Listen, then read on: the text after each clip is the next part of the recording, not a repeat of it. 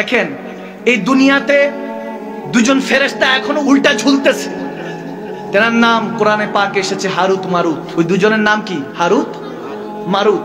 এই দুজনে এখনো উল্টা লটকায় আছে, কিয়ামত পর্যন্ত লটকায় থাকবে।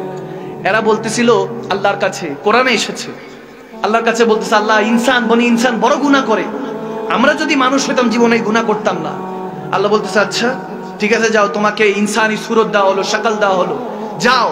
তারা বলতেছে আল্লাহ দেখেন আমরা কখনো গুনাহ করব না। বলে ঠিক আছে গুনাহ করো না, কিন্তু তিনটা জিনিস বললাম, এই তিনটার মধ্যে লিপ্ত হলে তোমাকে আর কেউ বাঁচাতে পারবে না, তখন তওবার রাস্তা খোলা থাকবে না। তো কোরআনে পাক এরকম এসেছে, আমি খুব সংক্ষেপে বলতেছি। হারুত মারুতকে যখন দুনিয়াতে পাঠানো হলো, আল্লাহ তাবারক ওয়া তাআলা তিনটা শর্ত দিল, জেনা করবা না, মানুষকে অন্যায়ভাবে হত্যা করবা না, এবং শরাব পান করবা না। এই তিনটা থেকে নিজেকে হেফাজত করবা, তাহলে তুমি হেফাজতে থাকবা। দেখেন এই জিনিসগুলি কিন্তু আমাদের জন্য মেসেজ, কোরআন থেকে মেসেজ, যাতে আমরা গুনাহ থেকে নিজেকে হেফাজত করতে পারি। এই মেসেজ তিনটা আজকে নিয়ে যান আপনাদের জন্য। আজকে তিনটা মেসেজই যায় না। বেশি কোরআন শোনার আলোচনা করলে আপনাদের মাথার মধ্যে থাকবে না।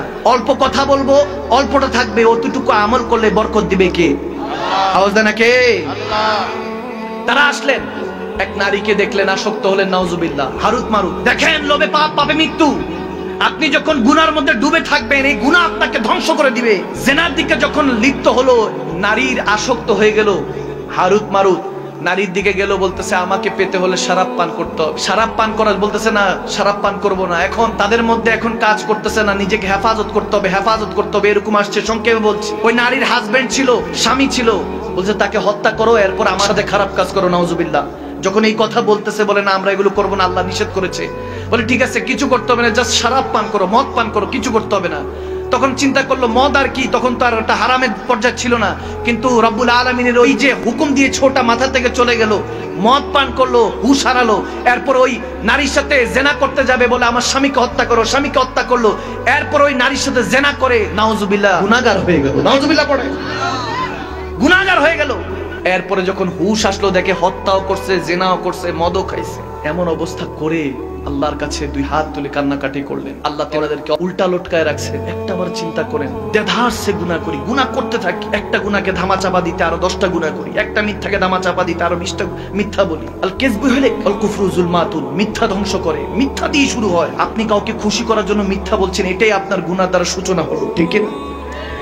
মিথ্যা থেকে নিজেকে হেফাজত করতে হবে, চোখকে হেফাজত করতে হবে, কানকে হেফাজত করতে হবে, রূহকে হেফাজত করতে হবে, জিসমের অঙ্গ প্রত্যঙ্গকে হেফাজত করতে হবে। আপনি আজকে মারা যান, 1 মাস পরে আপনার জিসম খুঁজে পাওয়া যাবে না, আপনার কাফনের কাপড়টা আপনার সাথে থাকবে না, কিচ্ছু নিয়ে যেতে পারবো না। এই গুনার মধ্যে আমরা ডুবতে থাকি, ডুবে থাকি। ভাইরা আমার, বাবার আমার, ডেইলি ওয়াজ করি, করতে করতে মাঝে মাঝে চিন্তা করি কত ওয়াজ করব। এত ওয়াজ করার পরও মানুষের অন্তরের মধ্যে হেদায়েত আসে না, আল্লাহর খৌফ আসে না। আপনি কেন ভুলে গিয়েছেন যে কবরের প্রথম লামহা আপনাকে এই শাকলটা নবী মুস্তাফাকে দেখাতে হবে? কি জবাব দিবেন, কি উত্তর দিবেন? নবীজির কাছে কি উত্তর দিবেন আপনি? হাসরের ময়দানে আল্লাহর কাছে উত্তর দেওয়ার আগে তো নবীজির কাছে আপনার চেহারা দেখাতে হবে। প্রত্যেক সোমবারে হাদিসে এসেছে নবীজির কাছে উম্মতের নামায়ে আমল পেশ করা হয়। আমার নামায়ে আমল দেখে আমার নবী জানি কত কষ্ট পায়।